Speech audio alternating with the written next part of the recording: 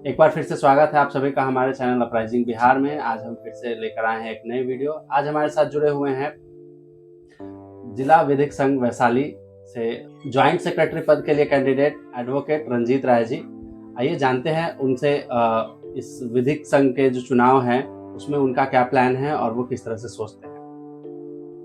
सबसे पहले तो आपसे ये पूछना चाहेंगे कि आपको बार काउंसिल के लिए जो ज्वाइंट सेक्रेटरी पद के लिए कैंडिडेचर है आपका, उसके लिए आपको प्रेरणा कहाँ से मिली? कोई ऐसा इंसिडेंट जिससे आपको ये लगा कि नहीं, मुझे इस पद के लिए चुनाव लड़ना चाहिए, वो आप अगर से? बहुत बहुत धन्यवाद आपके चैनल से सभी दर्शकों को। और मुझे यह प्रेरणा सबसे पहले 2 साल पहले हाउस जब डिजॉल्व हो रहा था उस समय हमने देखा जो कमेटी थी उन्होंने हमारे बार काउंसिल के जो भी काउंसिल थे उनकी बात को भी सुनने से इनकार किया और अपने हाउस को डिजॉल्व कर दिया, जो असंतोषजनक रहा। ये घटना हमको सबसे ज़्यादा प्रभावित किया। और हर 2 साल पे चुनाव होती है। पिछले बार भी हमने इसमें नामांकन कराया था सेम पोस्ट के लिए, कुछ वोटों से हम हारे थे और इस बार भी पुनः लोगों का ही डिमांड है। सबसे ज़्यादा मुझे तकलीफ उसी दिन हुआ कि जिनका राइट्स है उनको सुना नहीं जा रहा है। तो सुनने के लिए हमने ये हाउस में आने का प्लान किया, इस कमेटी में आने का प्लान किया। लोगों का प्रोत्साहन मिला कि आप आइए, आपकी बात को रखा जाएगा और लोग सुनेंगे। वहाँ से पिछले साल 2023 में हमें यह प्रेरणा मिली थी और मैंने 23 में ही फाइट किया। हमारी तरफ से आपको अग्रिम बधाई है जीत के लिए। आपके हिसाब से आज वकीलों के सामने सबसे बड़ी 3 समस्याएं कौन सी है? आज हमारे अधिवक्ताओं के साथ सबसे पहले नेसेसरी नीड समस्या यह है कि मौसम के अनुसार आज गर्मी के मौसम है, मॉर्निंग कोट है और लोगों को नीडी वर्क जो पानी पीना है वो नहीं उपलब्ध हो पा रहा है। लोग किसी तरह अपने बोतल में पानी लेके आते हैं। हमारे बार काउंसिल की जो कमेटी है उसके तरफ से कोई विशेष व्यवस्था नहीं की जाती है, जो एकदम तुच्छ व्यवस्था है। उस पर हम लोग थोड़ा सा फंड करके इसकी व्यवस्था कर सकते हैं, जो हमारे स्वास्थ्य के लिए बहुत ज़रूरी है। हम लोग के लोअर कोर्ट में दौड़ भाग का काम होता है, गर्मी के मौसम में प्यास लगते हैं, अर्ली मॉर्निंग लोग आते हैं, क्लाइंट भी आता है, तो उसके लिए भी कोई व्यवस्था नहीं है, अधिवक्ताओं के लिए भी कोई व्यवस्था नहीं है।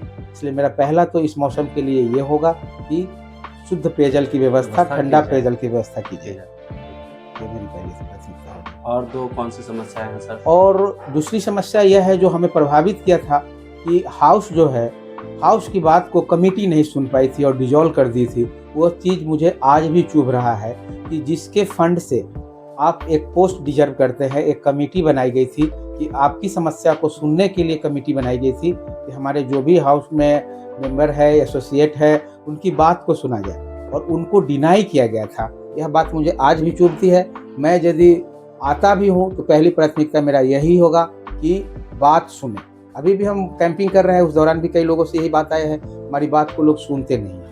तो सुनना फर्स्ट प्योरिटी है। सुनने से लोगों की आधा तकलीफ दूर हो जाता है, बाकी तकलीफ लोग खुद मिलकर कर सकते हैं। इसलिए मेरा पहली प्राथमिकता है कि हमारे एसोसिएट जो भी है उनकी जो भी समस्या है उनको सुनना है। बार काउंसिल की कार्यप्रणाली को लेकर पारदर्शिता और जवाबदेही की बात की जाती है। अगर आप चुने जाते हैं तो इन क्षेत्र में सुधार के लिए आपकी क्या रणनीति है? हमारा बहुत अच्छा क्वेश्चन आपका है ये, क्योंकि यह सबसे बड़ी मुद्दा है जिसको डार्क में रख के कमेटी चलाया गया है, पिछले बार भी और इस बार भी। तो मैं जो हो गया उसके ऊपर कुछ नहीं कहूँगा, लेकिन मेरा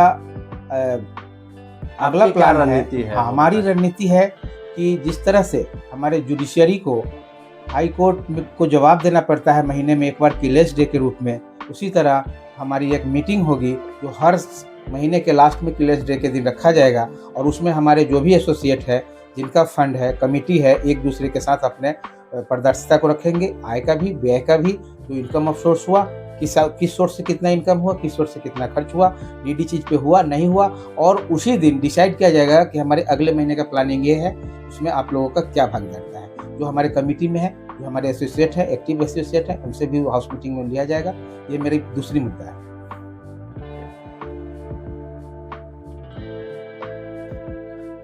आज के डिजिटल दौर में वकीलों को तकनीकी सहायता की ज़रूरत है, जैसे ऑनलाइन सुनवाई, केस के लिए ऑनलाइन पेपर्स वगैरह होता है। इसके लिए जो दिशा निर्देश होगा या फिर बार काउंसिल को इस दिशा में क्या कार्य करना चाहिए, ताकि जो एज्ड वकील है कह ले, उनको शायद टेक्निकल हैंड नहीं है उनके पास, आज भी बहुत सफ़र करते हैं वो, उसके लिए बार काउंसिल क्या सुविधाएं क्या प्लान करेगी?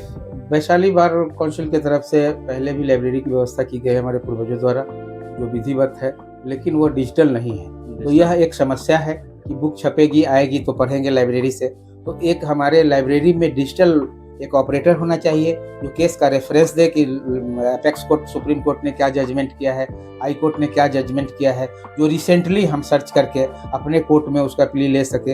इसके लिए एक डिजिटल लाइब्रेरी की व्यवस्था करने की हमारा दूसरा तीसरा योगदान होगा, जो हम प्रयास करेंगे कि यह डिजिटल हो, ताकि कोई कल की जजमेंट हम कल देख सकें, परसों का जजमेंट परसों देख सकें। इसके लिए इस तरह का एक डिजिटल लाइब्रेरी की व्यवस्था करनी चाहिए। डिजिटल लाइब्रेरी की व्यवस्था करेंगे, ठीक है। जिला न्यायालय में काम करने वाले वकील अक्सर महसूस करते हैं कि उनको उच्च न्यायालय या सुप्रीम कोर्ट के वकीलों की तरह सुविधाएं नहीं मिलती है। इस पर आपका क्या राय है? ये बेसिक पॉइंट है। डिस्ट्रिक्ट कोर्ट या अनुमंडल कोर्ट जो होता है वो गांव से जुड़े हुए शहर में होता है, और हाई कोर्ट जो होती है वो कैपिटल में होता है, राजधानी में होती है, राज्य की राजधानी में, देश की राजधानी में सुप्रीम कोर्ट होती है। लाजमी सी बात है, उनका एक्सपेंडिचर अलग होता है, उनका इन्वेस्टमेंट अलग होती है, उनकी फैसिलिटी अलग होती है। फिर भी हम लोग अपने जिला मुख्यालय में जो हमारा बार एसोसिएशन है उसमें हम लोग प्रयास करेंगे कि पूर्णतः नहीं, लेकिन उसके कंपेयर हम कुछ कर सके, ताकि उस तरह की रॉयल्टी, क्वालिटी और अधिवक्ताओं को उस तरह का सम्मान महसूस हो सके। ये मेरी विशेष है। ठीक है। कई बार वकीलों को न्यायपालिका, राजनीतिक हस्तक्षेप या पुलिस की बदसलूकी जैसी बाहरी दबावों का सामना करना पड़ता है। ऐसे मामलों में आप वकीलों की रक्षा कैसे सुनिश्चित करेंगे? एज अ ज्वाइंट सेक्रेटरी अगर आप चुने जाते हैं जिला विधिक संघ वैशाली का, इस पे आपका क्या रवैया होगा? हमारे ये बहुत अच्छा क्वेश्चन है आपके माध्यम से। हमारा पूर्वजों का सेंस यही था, इसलिए एसोसिएशन का गठन किया गया था कि हम अकेले नहीं, एक एसोसिएशन के साथ लड़े। हम एक एसोसिएट है और हमारे एसोसिएशन होगी, तो वो पुलिस हो, राजनीतिक विधि व्यवस्था के जो कानून के सम्मान करने वाले व्यक्ति नहीं हो, सभी लोगों से लड़ने के लिए हमारा एसोसिएशन गठित होकर लड़ेंगे। और जो भी कंप्लायंस है वो हमारा स्टेट में भी है, बार एसोसिएशन, नेशन में भी है, राष्ट्रीय एसोसिएशन, उनके साथ हम अपनी समस्या को रखेंगे और मजबूती के साथ लड़ने के लिए हम लोग इस तरह की संगठन को चला रहे हैं। काउंसिल के वेलफेयर फंड और स्वास्थ्य बीमा योजनाओं को लेकर पारदर्शिता और प्रभावशीलता के बारे में अक्सर सवाल उठाए जाते हैं। क्या इसमें कोई बदलाव का कोई प्लान है अगर आप चुने जाते हैं? जी, ये सबसे बड़ी बात है कि जो भी हमारे काउंसिल है, उनके देहांत के बाद, मृत्यु के बाद, जो उनकी बैकग्राउंड स्थिति फैमिली का होता है वह सर्वाइव नहीं कर पाता है और बहुत बुरी स्थिति में चले जाते हैं। उस समय यदि हम लोग समाज में घूमते और देखते हैं कि हमारे अधिवक्ता के ये परिवार है और उनकी स्थिति बहुत अच्छी नहीं है, उनके मरणोपरांत बहुत दुख होता है। तो हमारा कमेटी जो है, इस तरह की एक कमेटी बनाई है, वेलफेयर कमेटी, जिसमें आप माइनर अमाउंट फिक्स करके आफ्टर दैट आपके परिवार को सर्वाइव करने के लिए पेमेंट दिया जाता है, अनुदान दिया जाता है। उसमें थोड़ा सा विलम्ब होती है, कहीं दाव पेच है, उसको भी हम लोग क्लियर करेंगे। और जो भी हमारा एसोसिएशन का फंडिंग है, आय है, व्यय है, उसकी ट्रांसपेरेंसी करना हमारा दायित्व है और उनको दिखाना हमारा ड्यूटी है। और इस पे लोग इग्नोर करते हैं, जिसके कारण आज हमारे वैशाली बार एसोसिएशन में बहुत बड़ा भयानक स्थिति बना हुआ है। लोग चिंतित है लेकिन कुछ कर नहीं पा रहे हैं। तो इसको करने का हम प्रयास करेंगे यदि हम इस कमेटी में आते हैं। एक लास्ट सवाल हमारा होगा, अगर आप चुने जाते हैं तो आपके शुरुआती 100 दिनों का जो प्लान है वो क्या है? उसमें किन किन चीज़ों को आप ध्यान में रखेंगे और कौन सी प्रायोरिटी की चीज़ें हैं जो आप फर्स्ट 100 डेज में चाहेंगे कि उसको सॉल्व कर लिया जाए? और ये हमारी यदि चुनाव में कमेटी में हम आते हैं तो सबसे पहला हमारी ये प्राथमिकता है, जो मौसम के अनुसार, अभी गर्मी के मौसम है, कोर्ट मॉर्निंग है, पानी, ठंडे पानी की व्यवस्था कराना, जो हमारे बार एसोसिएशन में फंड की कमी नहीं है। हाँ, उसके बाद हम दूसरी व्यवस्था है, पानी की व्यवस्था के बाद कैंटीन कराना, जो हमारे हाई कोर्ट में भी है। सरकार द्वारा बहुत सारी ऐसी कैंटीन चलाया जा रहा है, जिसमें जीविका दीदी की कैंटीन है, जिसमें 30 रुपया में आपको दाल, भात, सब्जी और दही सब के साथ अच्छा शुद्ध भोजन खिलाया जाएगा। तो हमारी यह प्राथमिकता होगी 100 दिन के अंदर में कि एक कैंटीन की व्यवस्था कराएं हाजीपुर बार एसोसिएशन में, जिसमें हमारे अधिवक्ताओं को 4 रुपये में चाय मिलेंगे और 30 रुपये में भरपेट भोजन मिलेंगे। वहीं यदि हमारे क्लाइंट खाने जाते हैं तो 10 रुपये में उनको चाय मिलेगी और 100 रुपये में या 50 रुपये में जो भी फिक्स होगी सिचुएशन के अनुसार, उसके अनुसार उनको मिलेगी। वहाँ भी हमारे अधिवक्ताओं को एक मान सम्मान मिलेगा कि एज ए काउंसिल हमारे कैंपस में हमें इस तरह की सुविधा दी गई है।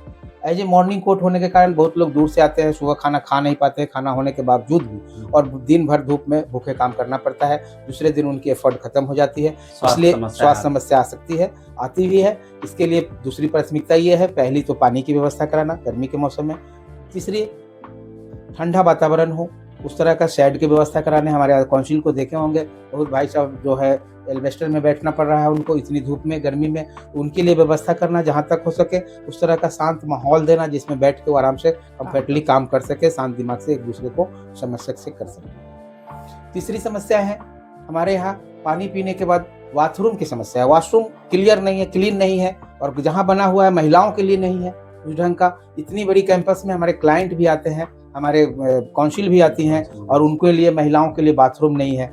जेंट्स तो कहीं इस चीज़ को एडजस्टमेंट कर लेता है, पर महिलाओं के साथ बहुत बड़ी समस्या है जो पहाड़ की तरह बन के हमारे बार एसोसिएशन में रुका हुआ है और उसकी समाधान नहीं हो पाती है। तो हमारा ये तीसरा है जो ये व्यवस्था की जाए, उसकी टॉयलेट की साफ सुथरा व्यवस्था किया जाए। हमारे कई अभिभावक जो बुजुर्ग हो चुके हैं, जिनको टॉयलेट बहुत नीड है, यंग के लिए भोजन नीड है, हमारे बुजुर्ग काउंसिल के लिए टॉयलेट नीड है, इसलिए ये 100 दिनों का आपका प्लान है।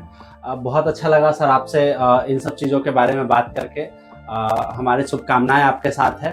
धन्यवाद। आपके चैनल अपराइजिंग बिहार के माध्यम से मैं अपने जिला के अधिवक्ताओं को एक निवेदन करना चाहता हूं कि हमारी बार की जो पूर्व कमेटियों द्वारा किया गया है कुछ दिनों में, उससे लोग प्रभावित हैं, और आपसे निवेदन है कि यह छोटे भाई को एक चांस दिया जाए। मेरी जो मन में मनसा है उसको मैं पूरा प्रयास करूंगा कि अपने बार के इस धरती पर उतारूं, ताकि लोग हमें याद कर पाए। इसलिए आपसे नर्म निवेदन है कि एक सहयोग की उम्मीद करें। मैं ज्वाइंट सेक्रेटरी उम्मीदवार रंजीत राय, सीरियल नंबर 10, आप लोगों से आशा करता हूं। धन्यवाद। ऐसे ही वीडियोस के लिए बने रहिए हमारे साथ अपराइजिंग बिहार पे। अगर आपने अभी तक चैनल को सब्सक्राइब नहीं किया है, अगर आप फेसबुक पे देख रहे हैं तो हमारे पेज को फॉलो नहीं किया है, तो आप चैनल को सब्सक्राइब करें, पेज को फॉलो करें। और अगर आपको ये वीडियो पसंद आया है, आपको ये मैसेज पसंद आया है, तो आप इस वीडियो को लाइक करें, और हो सके तो आप इस वीडियो को जहां तक